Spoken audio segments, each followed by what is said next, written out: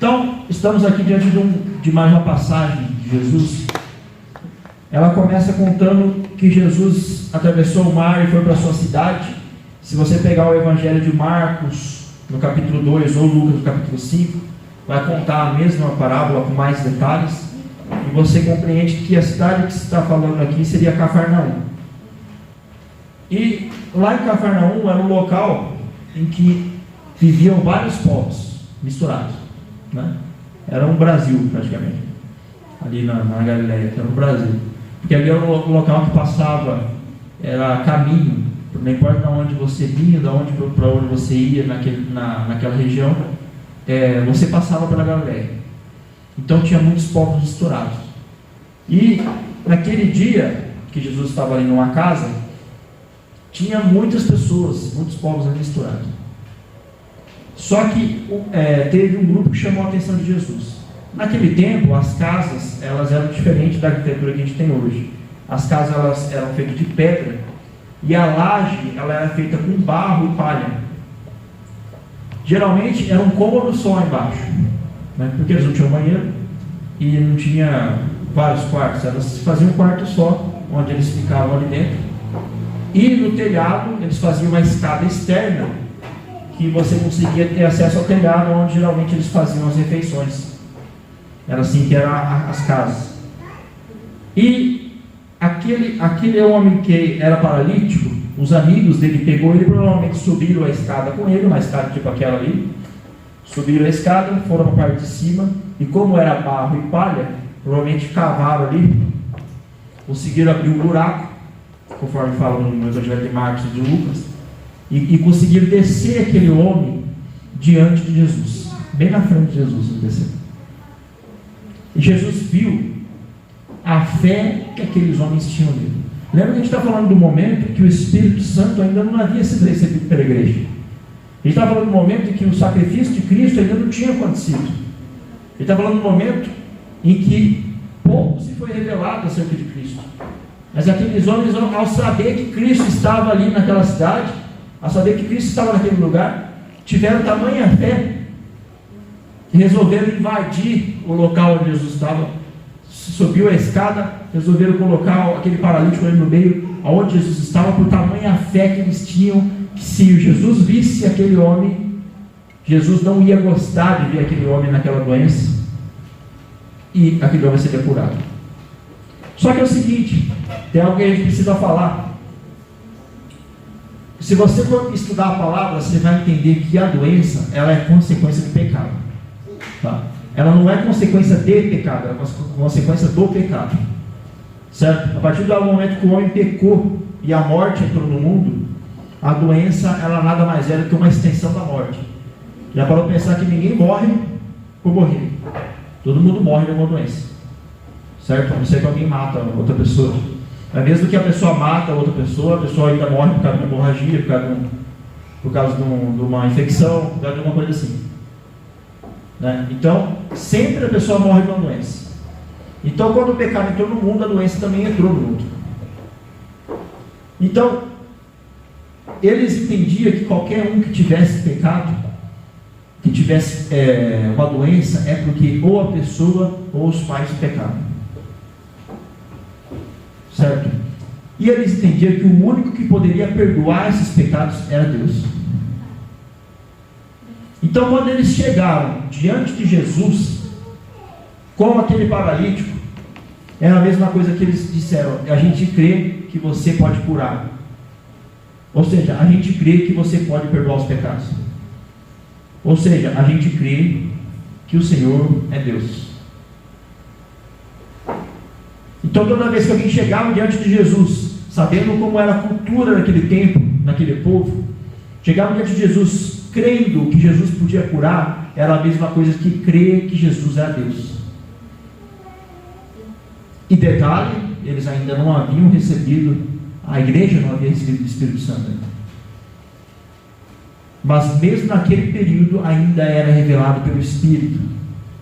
Eles tinham um entendimento aberto, e através do entendimento, eles recebiam essa maravilhosa mensagem de que aquele homem era filho de Deus, era filho de Davi, prometido Messias. E quando eles levaram aquele homem diante de Deus, pensa comigo, os amigos o levaram. E diz a palavra que ele viu a fé deles, dos amigos. Não era a fé do paralítico, mas era a fé dos amigos. A palavra nos ensina que quem ama Jesus, quem conhece Jesus o ama, e quem o ama, ama os seus mandamentos. Qual mandamento? Amar o próximo. Então, essa era mais uma prova de que eles não só queriam alguma coisa ali simples, um benefício, mas eles amavam aquele amigo deles que era paralítico, e pediam por ele. Isso era reflexo do que o Espírito Santo causava na mente deles. E quando eles acreditavam em Jesus, automaticamente eles já amavam o próximo. E às vezes a gente pede para Deus as coisas por nós, para nós mesmos, e parece que essa petição não tem efeito. Mas quando nós pedimos pela vida do irmão, como foi o caso, dá a impressão que Deus se comove.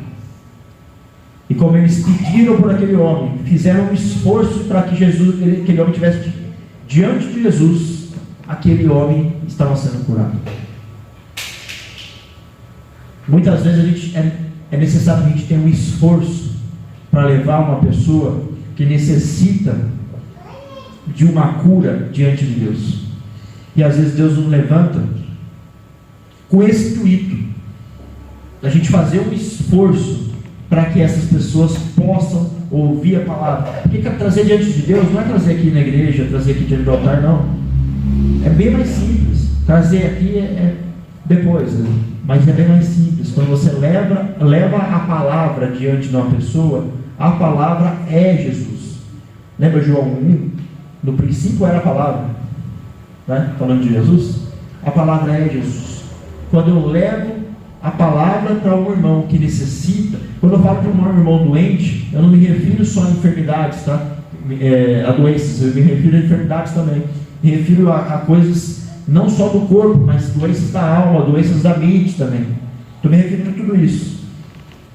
Então, quando eu levo a palavra diante do irmão que necessita de uma cura, seja espiritual, seja na alma, seja no corpo, seja em pensamento, seja uma pessoa que não tem paz no espírito. Você conhece aquela pessoa que tudo vai bem, financeiramente vai bem, a família vai bem, tudo bem, e a pessoa não tem paz? Conhece? Tem pessoas que são assim, porque elas não têm paz de espírito. Embora o que é físico vai bem, o que é espiritual não vai bem. Então, eu necessito levar a palavra de Deus diante dessas pessoas que estão precisando de uma cura no espírito, que o espírito seja regenerado. E quando eu levo a palavra, eu estou levando o próprio Jesus. Quando eu levo a palavra e faço um esforço para que essa pessoa receba a palavra, é a mesma coisa que aqueles homens que fizeram um esforço para que aquele amigo deles que era paralítico estivesse diante de Jesus. E quando Jesus viu o esforço dos amigos dele, que não pediam nada para si mesmo, mas pediam para um amigo que precisava, Jesus ficou admirado da fé deles. E o que Jesus disse? Por causa da fé de vocês, o seu amigo está perdoado. Você repara que quando ele diz que está perdoado, os fariseus já começam a ficar bravos com aquela situação. Quem que é ele para perdoar pecado? A palavra diz que só Deus pode perdoar pecado. Quem que é ele? Então, ao mesmo tempo que aqueles amigos levavam aquele homem diante de Jesus, por reconhecer que Jesus era Deus, e por ser Deus poderia perdoar pecado e aquele homem ser curado, aqueles fariseus não acreditavam, era totalmente o contrário. Quem é esse homem para dizer que o pecado está perdoado? E aí Jesus lançou um desafio. É mais fácil dizer que os pecados estão perdoados, ou é mais fácil dizer levanta e anda? Porque é o seguinte, se eles acreditavam que a doença ela era resultado do pecado, se o pecado realmente foi perdoado, a doença tem que ir embora. Não concorda? Então o que Jesus está falando para eles é assim: é fácil falar que o pecado está perdoado, o difícil é provar, não é isso mesmo? Falou para eles. E eles falaram que é mais fácil falar que os pecados estão perdoados. Então aí Jesus mudou. Ele falou: então, levanta, e deixa eu pegar a palavra como está escrito aqui. Levante-se, pegue a sua maca e vai para casa. Para mostrar que ele estava realmente perdoado, ele tinha que ser curado, né? A palavra nos ensina, não só aqui, mas em muitos outros pontos, que quando uma pessoa ela é curada por Deus. Conhece pessoas que foram curadas por Deus? Alguém que já foi curado por Deus? Todo mundo foi curado por Deus. Então, quando a gente é curado por Deus, isso é sinal de que Deus já nos escolheu, né? A partir do momento que Deus nos escolhe, a gente crê em Jesus e tem fé nele. Quando a gente tem fé nele, a morte é retirada de nós. A gente passa por um processo de santificação. E esse processo de santificação é para nos dar a vida eterna. Então a doença, que é uma extensão da morte, como a gente estava falando, ela vai embora.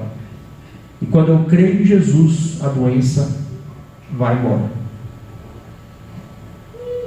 Tem casos, né, que Jesus tem uma outra obra em cima disso, mas generalizando, tirando as exceções, quando eu creio em Jesus, eu sou curado. Ou mais fácil para a gente acreditar, quando eu sou curado, é porque eu creio em Jesus. Amém? E a partir do momento em que aquele homem creu em Jesus, porque Jesus era Deus, e que a fé de Jesus podia o curar, Jesus disse para ele: levanta, pega a sua maca. Já viu uma pessoa que é curada? Pessoa que é paralítica e de repente ela começa a ser curada? Você acha que ela consegue já carregar peso? Não consegue. Ainda no meio da multidão, ali num lugar pequeno, ele levantou e já pegou a maca e foi embora. A palavra fala que ele fez isso: levante-se, pegue a sua maca e vá para casa. Ele se levantou e foi. Vendo isso, a multidão ficou cheia de temor e glorificou a Deus. Então, a gente viu os amigos que creram em Jesus, a ponto de crer que ele era Deus, por isso que ele podia perdoar os pecados e aquele homem ser curado. A gente viu Jesus vendo para essa situação e gostando de ver o amor entre eles, né, a fé que aqueles homens tinham, e trazendo o perdão dos pecados. E por perdoar os pecados, aquele homem então podia levantar e andar, podia ser livre daquilo que o aprisionava. Era assim que eles acreditavam, e através da fé deles que Jesus agiu. Então, através da fé deles que Jesus demonstrou que ele era Deus.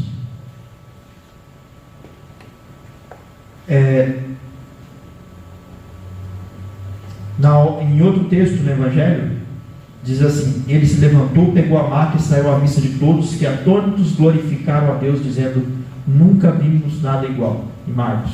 Em Lucas diz: hoje vimos coisas extraordinárias.